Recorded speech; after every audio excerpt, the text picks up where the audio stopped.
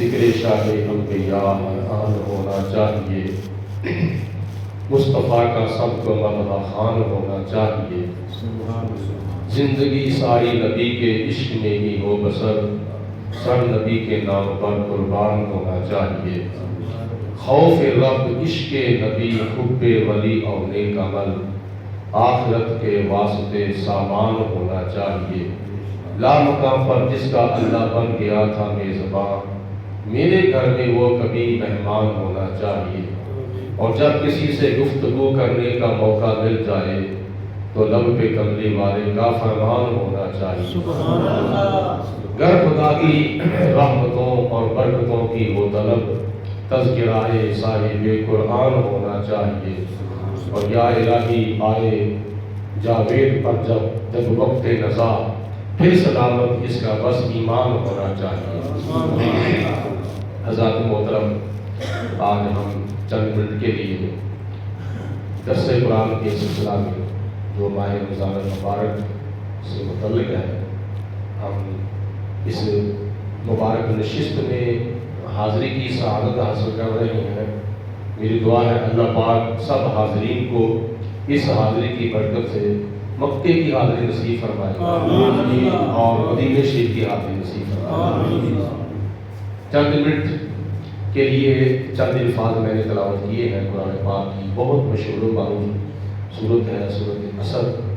اللہ پاک کی ذات نے ارشاد فرمایا ہے والعصر، مجھے زمانہ رسول حضرت محمد رسول اللہ صلی اللہ علیہ وسلم کی قسم ہے، ان الانسان لفی خسر، بے شک انسان جو ہے وہ خسارے میں ہے۔ زمانے سے مراد حضور علیہ السلام کا وہ زمانہ جس کا تعلق ظاہر سے ہے، اور انسان سے مراد وہ انسان ہے یہاں جو ابو جہل، ابو لہب، کفار مکہ، دیگر کافر جو ہے وہ خسارے میں ہے، وہ گھاٹے میں ہے۔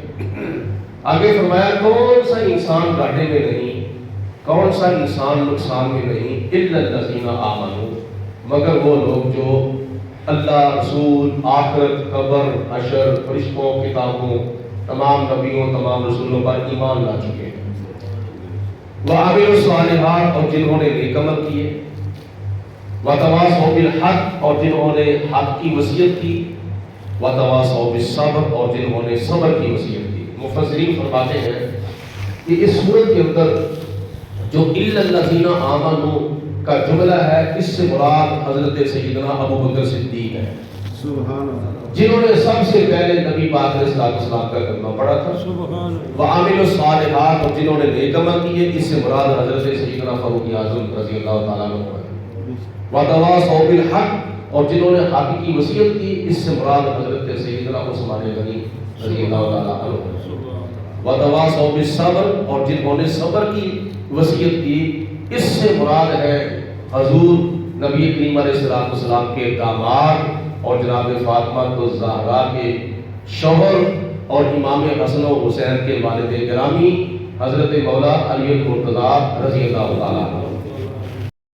اس بات میں آتا ہے کہ نبی کریم علیہ السلام نے ارشاد فرمایا کہ سارے انسانوں میں اللہ پاک کی ذات نے اپنی محبوبیت کے لیے مجھے چن لیا ہے، اور میرے لیے میرے صحابہ کو چن لیا ہے، اور ان سارے صحابہ میں سے اللہ پاک کی ذات نے میری مدد کے لیے، میرے سسرال کے لیے اللہ پاک نے کچھ ایسے خوش نصیب، کچھ ایسے شخصیات چنے ہیں کہ جن میں سے کسی کا تعلق صحابہ سے ہے، کسی کا تعلق اہل بیت پاک سے ہے۔ حضور علیہ السلام کے صحابہ انصار بھی ہیں، حضور علیہ السلام کے صحابہ مہاجرین بھی ہیں۔ مہاجرین وہ ہیں جنہوں نے مکہ المکرمہ سے ہجرت فرمائی، مدینہ المنورہ میں حضور علیہ السلام کے ساتھ چلے گئے، اور انصار وہ صحابہ ہیں جو پہلے ہی مدینہ شریف میں تھے اور انہوں نے آنے والے مہاجرین کی مدد کی تھی۔ اور ان صحابہ میں کچھ ایسے صحابہ ہیں جو بیعت رضوان والے ہیں، حدیبیہ والے ہیں، 313 بدر والے ہیں، احد والے ہیں، خندق والے ہیں، تبوک والے ہیں، یرموک والے ہیں، اور ان کی فضیلت اور ان کی شان نبی پاک علیہ السلام نے حدیث پاک میں بیان فرمائی کہ تقریباً 140 صحابہ میں سے بدر والے افضل ہیں، 313 مجاہدین، اور ان میں سے 10 مبشرہ افضل ہیں، اور ان میں سے خلفاء راشدین افضل ہیں، اور 4 خلفاء میں سے حضرت سیدنا امیر المومنین، امام المصدقین، خلیفہ المسلمین، خلیفہ خلافت حضرت سیدنا ابو بکر صدیق رضی اللہ تعالیٰ عنہ، جن کا ذکر خیر اللہ پاک کی ذات نے اس سورت کے اندر سب سے پہلے فرمایا ہے، اِلَّا الَّذِينَ آمَنُوا۔ اور نبی کریم علیہ السلام اور صحابہ کرام کا بھی یہی نظریہ تھا کہ خدا تعالیٰ کی ذات نے پوری امت میں سب سے زیادہ مرتبہ و مقام عطا فرمایا ہے تو جناب ابو بکر صدیق کو عطا فرمایا ہے۔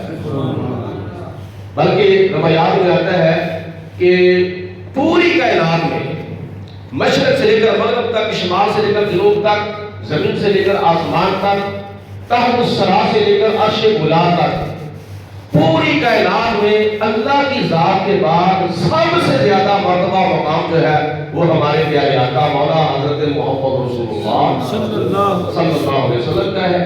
اور حضور علیہ السلام کے بعد پوری انسانیت میں سب سے زیادہ مقام، درجہ، افضل و اعلیٰ جو ہے وہ حضرت ابو بکر صدیق رضی اللہ تعالیٰ عنہ۔ دیکھو یہ جو اللہ کا قرآن ہے نا اور حضور علیہ السلام کا جو فرمان ہے، یہ توڑنے کے لیے نہیں آیا بلکہ جوڑنے کے لیے آیا ہے، اور یہی ہمارا نظریہ ہے۔ میں چلتے چلتے تھوڑا سا اشارہ کروں، حضرت سلطان باہو رحمۃ اللہ تعالیٰ علیہ آپ بیٹھے ہوئے تھے، آپ کے پاس مریدین بھی بیٹھے تھے، ایک بڑا غریب آدمی آیا، بہت ہی غریب، شاید اس نے 1 انے کی یا 2 انے کی ایک سوئی خریدی، اور کسی بندے نے جو بڑا امیر تھا اس نے ایک کینچی خریدی۔ جو امیر تھا وہ کینچی لے کر آ گیا، حضور یہ میری طرف سے تحفہ ہے، یہ ہدیہ ہے، یہ قبول فرمائیں۔ آپ نے فرمایا لے جائیں اس کو، میں نے اس کو قبول کروں گا، یہ کینچی والا جو ہدیہ ہے میں نے اس کو قبول کروں گا۔ اس کے بعد وہ غریب آدمی آیا، اس نے 1 انے کی یا 2 انے کی سوئی حضرت سلطان باہو رحمۃ اللہ علیہ کی بارگاہ میں تحفے کے طور پر پیش کی، تو جناب حضرت سلطان باہو رحمۃ اللہ علیہ نے اس سوئی کو بڑی محبت کے ساتھ اور مسکرا کے قبول فرمایا۔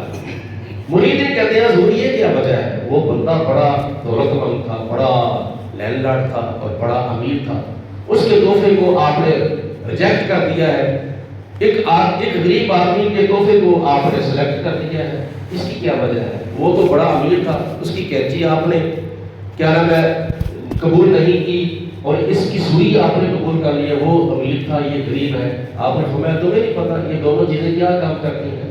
کینچی کا کام کیا ہے؟ سوئی کا کام کیا ہے؟ کینچی کا کام ہے کپڑے سے کپڑے کو جدا کر دینا۔ کینچی کا کام کیا ہے؟ کپڑے سے کپڑے کو جدا کر دینا، اور سوئی کا کام ہے جدا ہوئے کپڑے کو آپس میں ملا دینا۔ تو ہم کینچی والے نہیں ہیں، ہم تو سوئی والے ہیں۔ مطلب کیا؟ آپ سن لو کہ ہم کون ہیں؟ ہم توڑنے والے نہیں ہیں، ہم تو جوڑنے والے ہیں۔ اور یہی نظریہ صحابہ کرام کا، صحابہ کرام بھی توڑنے والے نہیں تھے بلکہ جوڑنے والے تھے۔ اہل بیت پاک بھی توڑنے والے نہیں تھے بلکہ جوڑنے والے تھے۔ کون کہتا ہے کہ ہم تم میں جدائی ہوگی؟ یہ خبر تو کسی دشمن نے اڑائی ہوگی۔ صحابہ کرام کا اہل بیت پاک کے ساتھ بڑا پیار تھا، اور اہل بیت پاک کا صحابہ کرام کے ساتھ بڑا پیار تھا۔ دونوں مقدس جماعتوں نے بارگاہ مصطفیٰ سے تربیت حاصل کی تھی کہ صحابہ کرام اہل بیت پاک کا احترام کرتے تھے اور اہل بیت پاک صحابہ کرام کا احترام کرتے تھے۔ سنو، نبی کریم صلی اللہ علیہ وآلہ وسلم کی حدیث پاک ہے، حضرت حبیب کی بریاد علیہ السلام کے صحابہ کیسے تربیت یافتہ تھے۔ خدا نہ خواستہ اگر دیکھا جائے کہ ان میں آپس میں لڑائیاں تھیں یا دوریاں تھیں، یا وہ ان کے ساتھ اچھا سلوک نہیں کرتے تھے، وہ ان کے ساتھ اچھا سلوک نہیں کرتے تھے، تو تربیت کس نے کی تھی؟ تربیت تو ہمارے آقا نے کی تھی، تربیت تو ہمارے مولا نے کی تھی، تربیت تو ہمارے ملجا نے کی تھی، تربیت تو ہمارے ماما نے کی تھی۔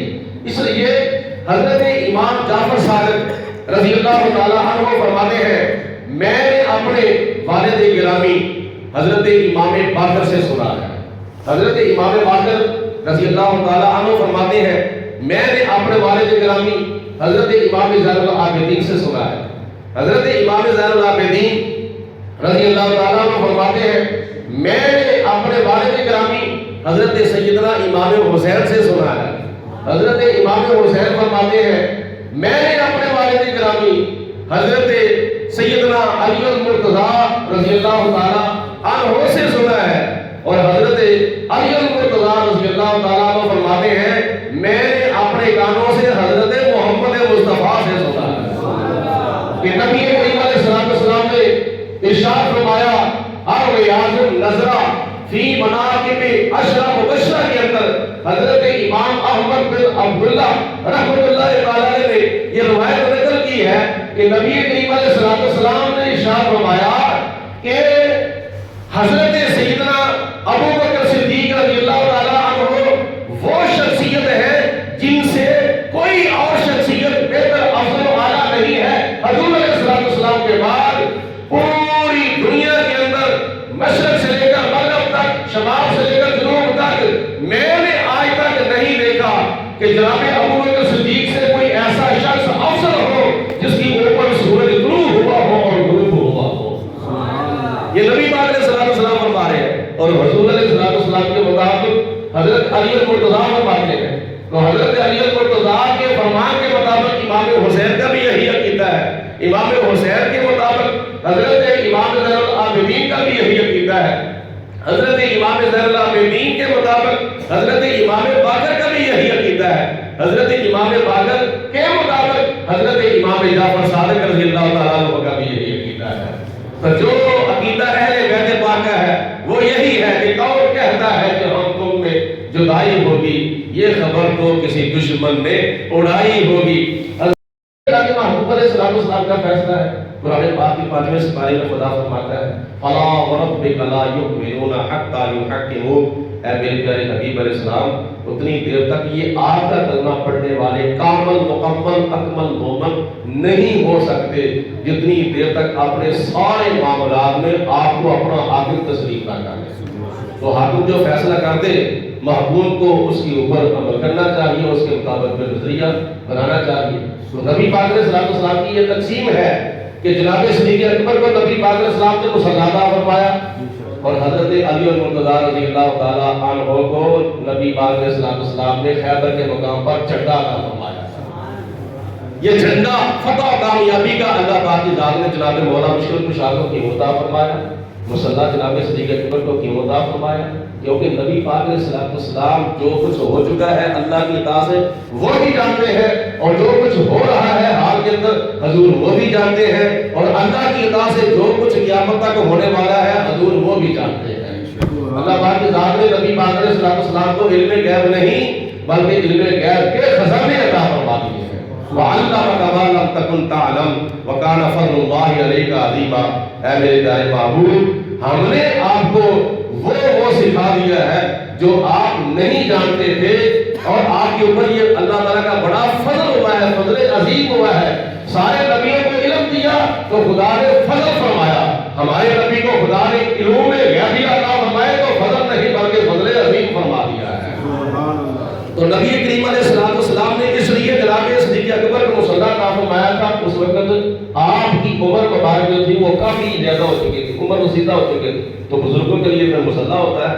تو جناب علی المرتضیٰ کو جب جھنڈا عطا فرمایا اس وقت آپ جوان تھے تو جوانوں کو جھنڈا عطا فرمایا جاتا ہے, یعنی ان کو کام جوانوں ان کو ڈیوٹی جوانوں والی عطا فرمائی. جناب صدیق اکبر کو ڈیوٹی بزرگوں والی عطا فرمائی کیونکہ مصلی بزرگوں کے لائق ہوتے ہیں, جھنڈے جوانوں کے لائق ہوتے ہیں.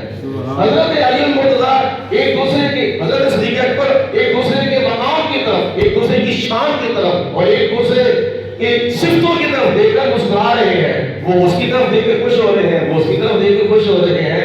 آپس میں پیار ہو, آپس میں محبت ہو تو پھر بندہ ایک دوسرے کو دیکھ کے خوش ہوتا ہے, جلتا نہیں ہے, حسد نہیں کرتا. وہ ایک دوسرے کے اوپر حسد نہیں کرتے تھے بلکہ ایک دوسرے کے ساتھ کیا کرتے تھے, رشک کرتے تھے. تو حسد کرنا ناجائز ہے اور حسد کرنا جائز ہے. تو جناب صدیق اکبر رضی اللہ تعالیٰ عنہ نے حضرت علی المرتضیٰ کی طرف دیکھا اور مسکرائے اور حضرت علی المرتضیٰ نے جناب صدیق اکبر کی طرف دیکھا اور مسکرائے. تو حضرت سیدنا صدیق اکبر رضی اللہ تعالیٰ عنہ نے کہا کہ علی آپ کو مبارک ہو. حضرت صدیق کون سی مبارک، خیر مبارک کون سی؟ فرمایا کہ مجھے ایک حضور کا فرمان یاد آ گیا ہے. تو جناب علی مرتضیٰ نے کہا کہ کون سا فرمان یاد آ گیا؟ صدیق اکبر نے فرمایا کہ حضور فرماتے ہیں کہ قیامت کا دن ہوگا، محشر کا میدان ہوگا، حساب و کتاب ہو رہا ہوگا، کچھ لوگ جنت کی طرف جا رہے ہوں گے، کچھ لوگ جہنم کی طرف جا رہے ہوں گے. جن کو خدا تعالیٰ جنت کی طرف جو بھیجا گیا اور وہ جب جنت کے دروازے کے پاس آئیں گے تو میں نے اپنے کانوں سے سنا ہے کہ حضرت صدیق اکبر فرماتے ہیں کہ میں نے حضور سے اپنے کانوں سے سنا کہ آپ نے فرمایا تھا کہ جنت کے دروازے پر ڈیوٹی حضرت علی المرتضیٰ کی لگائی جائے گی. جس کو جنت کا ٹکٹ حضرت علی المرتضیٰ دیں گے وہ جنت میں جائے گا. تو جناب علی المرتضیٰ نے فرمایا کہ اے ابو بکر صدیق آپ کو بھی مبارک ہو. فرمایا کون سی مبارک؟ تو حضرت علی المرتضیٰ فرماتے ہیں کہ میں نے بھی اپنے کانوں سے سنا ہے کہ نبی پاک علیہ السلام نے مجھے فرمایا تھا علی تیری ڈیوٹی جنت کے دروازے پہ لگنی ہے، جس کو تو جنت کی ٹکٹ دے گا وہی جنت میں جائے گا. لیکن ساتھ نبی پاک علیہ السلام نے یہ بھی فرمایا تھا کہ اے علی ٹکٹ اس کو دینا جس کے دل میں حضرت ابو بکر صدیق کی محبت ہوگی، جس کے دل میں حضرت ابو بکر صدیق کا پیار ہوگا، ٹکٹ اس کو ملے گی. مطلب یہ ہے کہ جنت میں وہ جائے گا جو نبی پاک علیہ السلام کے یار غار سے محبت کرتا ہوگا، جو حضور کے یاروں کا یار ہوگا، وہی حقیقت میں نبی پاک علیہ السلام کا وفادار ہوگا. جہاں ذکر خدا ہوگا وہاں ذکر نبی ہوگا، وہاں ذکر صدیق و عمر و عثمان و علی ہوگا. جہاں پہ تذکرہ ہوگا محمد کے صحابہ کا وہاں پہ ذکر آل مصطفیٰ گنجوت کے بھی ہوگا. یہ اللہ تعالیٰ نے دونوں جماعتوں کو شان اور عظمت عطا فرمائی. سیدنا صدیق اکبر نبی پاک علیہ السلام کے سسر ہیں. آپ کی بیٹی آپ کی صاحبزادی حضرت سیدہ طیبہ عائشہ صدیقہ ام المؤمنین رضی اللہ تعالیٰ عنہ نبی پاک علیہ السلام کے نکاح میں آئی ہیں. اور یہ بھی بڑی محبت کی بات ہے جناب صدیق اکبر رضی اللہ تعالیٰ عنہ کا نبی پاک علیہ السلام کے ساتھ کیسا عاشقانہ والہانہ پیار تھا کہ آپ نے 3 چیزیں پسند کی. الطیب والنساء وجعلت قرۃ عینی فی الصلاۃ. مجھے 3 چیزیں پسند ہیں. خوشبو پسند ہے، مجھے مدبوحہ عورتیں پسند ہیں، اور تیسری چیز وجعلت قرۃ عینی فی الصلاۃ. 5 وقت کی نماز کے اندر اللہ پاک کی ذات نے میری آنکھوں کی ٹھنڈک رکھ دی ہوئی ہے.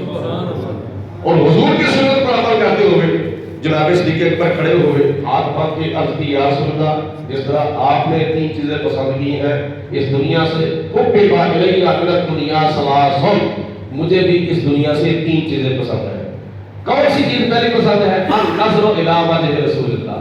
یا رسول اللہ پہلی چیز میں یہ پسند کرتا ہوں کہ آنکھیں میری ہوں، چہرہ ہو تو آقا ہو، سبحان اللہ. آنکھیں میری ہوں زلف واللیل کی ہوں، آنکھیں میری ہوں طٰہٰ کی جبین ہو، والفجر کی پیشانی ہو، ورفعنا لک ذکرک کا تاج ہو، اور یاسین کے سینے کی لڑیاں ہو. دل کرتا ہے دن ہو، رات ہو، صبح ہو، شام ہو، خلوت ہو، جلوت ہو، مکہ ہو، مدینہ ہو، بدر ہو، احد ہو، سفر ہو، حضر ہو. یار کیا کہتے ہیں کہ غار ہو یا مدینہ ہو، میرا دل کرتا ہے ہر وقت میں نبی پاک علیہ السلام کا دیدار کرتا ہی رہوں. سبحان اللہ. دوسری چیز میں یہ پسند کرتا ہوں کہ وَإِنْفَاقُ مَالِي عَلَىٰ رسول اللہ. یا رسول اللہ مال میرا ہو، حکم تمہارا ہو. میرا دل کرتا ہے کہ آپ اشارہ کرتے جائیں، میں اپنا مال آپ کے قدموں کی دھوڑ پہ قربان کرتا جاؤں. تیسری چیز وَأَنْ يَكُونَ ابْنَتِي تَحْتَ رسول اللہ. یا رسول اللہ میرا دل کرتا ہے کہ بیٹی میری ہو، گھر آپ کا ہو، جہاں میرا آپ کے ساتھ ایمان کا رشتہ قائم ہوا ہے، میں چاہتا ہوں آپ کے ساتھ میری جان کا بھی رشتہ قائم ہو جائے، میرے خاندان کا رشتہ بھی قائم ہو جائے. یا رسول اللہ میں اپنی بیٹی آپ کے نکاح میں دینا چاہتا ہوں. تو نبی پاک علیہ السلام نے اس آفر کو قبول کیا. مطلب کیا ہے کہ دونوں کا آپس میں اتنا پیار تھا کہ پیار کی انتہا تھی. وہ اس کو ترجیح دے رہے وہ اس کو ترجیح دے ہیں، اپنے اپنے نمبر نہیں بنا رہے یا اپنے آپ کو کسی اور پر ترجیح نہیں دیتے۔ اسی چیز کا نام ہے کہ خود بندہ ضرورت مند ہو اور کسی اور کو ترجیح دے۔ اس کو کہتے ہیں شریعت کی اصطلاح میں اصحاب۔ تو صحابہ کرام کو ایک دوسرے کو ترجیح دیتے تھے۔ دعا ہے پروردگار عالم کی ذات بابرکات ہم سب کو صحابہ کرام کے نقش قدم پہ چلنے کی توفیق عطا فرمائے اور اہل بیت پاک کے نقش قدم پہ چلنے کی اللہ پاک ہم سب کو توفیق خاص عطا فرمائے۔ اس مسجد کو، اس مدرسے کو اللہ تعالیٰ آباد فرمائے، شاد فرمائے، اور جناب ہمارے بھائی جناب ہارون اتاری صاحب جنہوں نے ماشاءاللہ یہ آپ کے ساتھ کاوش پیش کی ہے، اور مجھے پتہ چلا ہے کہ اللہ تعالیٰ کے فضل و کرم سے مہمان روزانہ علماء کرام آتے ہیں اور آپ کو قرآن و سنت کی روشنی میں واعظ فرماتے ہیں۔ تو یہ بڑی خوش نصیبی کی بات ہے کہ جو بندہ دین کی طرف بلاتا ہے اس کی طرف آنا، اس کے پاس بیٹھنا اور علماء کے ساتھ یہ دین کے معاملے میں تعاون کرنا، یہ بہت بڑی خوش نصیبی ہے۔ نبی پاک علیہ الصلوۃ والسلام نے آخر پہ ایک روایت پیش کرتا ہوں، حضور علیہ الصلوۃ والسلام نے فرمایا کہ تم سے ہو سکے تو تم عالم دین بن جاؤ۔ سبحان اللہ۔ تم سے ہو سکے تو کیا بنو؟ عالم دین بن جاؤ۔ اگر تم عالم دین نہیں بن سکے تو پھر تم طالب علم بن جاؤ۔ اگر طالب علم بھی تم نہیں بن سکے تو پھر کیا کرو؟ تم علماء کے معاون بن جاؤ، علماء کے ساتھ تعاون کرو گے، مسجد کو کیا نام ہے فروغ ملے گا، مدرسے کو فروغ ملے گا، دین کو فروغ ملے گا۔ اگر تم معاونین نہیں بن سکے، تمہارے پاس اتنا پیسہ نہیں ہے، دنیا کی دولت وافر مقدار میں نہیں ہے، غریب ہو تو پھر کیا کرو؟ علماء کے مدرسی بن جاؤ، علماء کے پاس بیٹھنے والے بن جاؤ۔ ولا خمسون حضور فرماتے ہیں پانچواں نہ کرنا، کیونکہ پانچواں پڑھو گے تو پھر ان چاروں میں سے کسی نہ کسی کی مخالفت ہوگی۔ یہ بڑی خوش نصیبی کی بات ہے کہ جو علماء کے پاس بیٹھتے ہیں، بالخصوص اپنے امام اپنے خطیب کے پاس، اللہ پاک ان کو بڑا ثواب عطا فرماتا ہے، بڑا اجر عطا فرماتا ہے۔ ایک روایت ہے من زار عالما فکأنما زارنی، فرمایا کہ جس نے کسی عالم دین کا دیدار کیا، حقیقت میں اس نے میرا دیدار کیا ہے۔ من صافح عالما فکأنما صافحنی، جس نے کسی عالم دین کے ساتھ مصافحہ کیا گویا کہ اس نے میرے ساتھ مصافحہ کیا۔ من جالس عالما فکأنما جالسنی، جس نے کسی عالم دین کی مجلس میں بیٹھنے کا موقع تلاش کیا، سمجھ لو کہ حقیقت میں وہ میری مجلس میں بیٹھا۔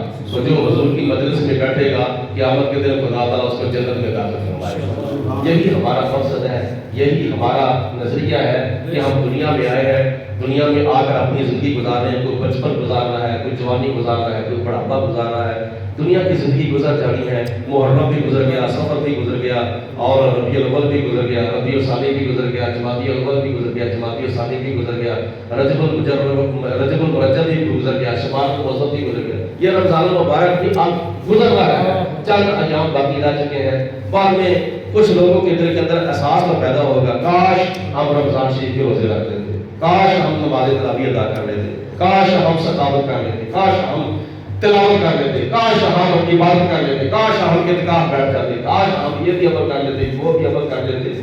حدیث پاک میں آتا ہے، نبی پاک علیہ السلام فرماتے ہیں قیامت کے دن اللہ کا قرآن اور ماہ رمضان بندے کی سفارش کریں گے۔ تو یہ جو لوگ اس مہینے کی قدر نہیں کرتے اس کی شفاعت نہیں کریں گے بلکہ اس کی شکایت کریں گے۔ تو آپ میں سے کوئی چاہتا ہے کہ یہ ماہ رمضان اللہ کی بارگاہ میں قیامت کے دن ہماری شکایت کرے؟ ہم تو چاہتے ہیں کہ اے اللہ کے مہمان آپ نے چلے جانا ہے، قیامت کے دن ہمارے لیے سفارش کر دیں۔ تو اس لیے ماہ رمضان المبارک کی قدر کرنی چاہیے، اس کے معاملات کو بجا لانا چاہیے، اور اس کو پھر دوبارہ آنے کی التجا کرنی چاہیے، اور خدا کی بارگاہ میں دعا کرنی چاہیے، یا اللہ ہمیں یہ مہینہ زندگی کے اندر بار بار نصیب فرما۔ حضور علیہ السلام فرماتے ہیں کہ اگر تمہیں پتہ چل جائے کہ ماہ رمضان شریف کی کیا قدر ہے اور اس کی کیا حقیقت ہے، اس کا کیا مرتبہ و مقام ہے اور کیا بندوں کو دے کے جاتا ہے، تو حضور فرماتے ہیں اگر تمہیں پتہ چل جائے تو تم خدا کی بارگاہ میں دعا کرو، یا اللہ ہمیں ایک مہینہ رمضان کا نہیں، یا اللہ ہمیں سارا سال ہی رمضان عطا فرما۔ پتہ چل جائے، شرط یہ ہے کہ تمہیں پتہ چل جائے۔ اور ایک حدیث پاک میں یہ بھی آتا ہے کہ اگر کوئی بندہ جان بوجھ کے بغیر شریک گزر کے رمضان المبارک کے روزوں میں سے ایک روزہ بھی چھوڑ دیتا ہے، اس روزے کا نقصان پورا کرنے کے لیے اگر کوئی بندہ اس وقت سے لے کر پوری زندگی سارے سال سارے مہینے روزے رکھے، نبی پاک علیہ السلام فرماتے ہیں ساری روزے زندگی کے روزے جو ہیں وہ رمضان المبارک کے چھوڑے ہوئے ایک روزے کا ثواب اس کے برابر نہیں ہو سکتا ہے. تو کوشش کرنی چاہیے. اللہ پاک کی ذات میرا کہا آپ کا سنا اپنی بارگاہ میں قبول منظور فرمائے. آخر دعوانا الحمدللہ رب العالمین. اللهم صل على سيدنا ومولانا محمد معدن الجود والكرم وآله وصحبه وبارك وسلم. ربنا آتنا في الدنيا حسنة وفي الآخرة حسنة وقنا عذاب النار. یا پروردگار عالم نبی پاک علیہ السلام کی تو خیر ہمارے صغیرہ و کبیرہ گناہ معاف فرما. ہماری غلطیاں کوتاہیاں ساہو قصد تمام خطائیں معاف فرما. ہماری نیکیاں اپنی بارگاہ میں قبول فرما. روزے داروں کے روزے قبول فرما. نمازیوں کی نمازیں قبول فرما. قاریوں کی تلاوتیں قبول فرما. سخیوں کی سخاوتیں قبول فرما. معتکفین کے اعتکاف یا اللہ پاک اپنی بارگاہ میں قبول و منظور فرما. یا پروردگار عالم اس پاک مہینے کی نعمتیں برکتیں سعادتیں رحمتیں ہم سب کے شامل حال فرما. الہ العالمین ہمیں اس پاک مہینے کا کما حق و ادب و احترام کرنے کی توفیق عطا فرما. اس مسجد کے امام اور خطیب جناب محمد حنیف صاحب یا اللہ پاک جو کس مسجد کے امام اور خطیب الہ العالمین ان کو اپنے دینی مشن کے اندر کامیابی عطا فرما. اپنے پیارے حبیب علیہ السلام کے توسل سے بیماروں کو شفا عطا فرما. مقروضوں کو قرضے سے چھٹکارا عطا فرما. بے سہاروں کو سہارا عطا فرما. یا اللہ پاک پوری امت مسلمان پر رحم و کرم فرما. پوری دنیا پر اسلام کو غلبہ اور فوقیت عطا فرما. یہود و نصارہ کے شر سے اہل اسلام کو محفوظ فرما. نبی پاک علیہ السلام کے صحابہ اہل بیت پاک اور یہ کرام کا جتنے بھی یا اللہ پاک تیرے پیارے ہیں ہمیں ان کا پیار عطا فرما. ان کا احترام اور ان کا ادب کرنے کی توفیق عطا فرما. اپنے دین ایمان مسلک و مذہب کے اوپر استقامت نصیب فرما. اپنے وقت کلمہ پڑھنا نصیب فرما. یا اللہ پاک ہمیں زندگی شان کی عطا فرما. موت ایمان کی عطا فرما. ربنا تقبل منا انك انت السميع العليم وارنا مناسكنا وتب علينا انك انت التواب الرحيم. وصلى الله على حبيبه محمد وآله وصحبه اجمعين.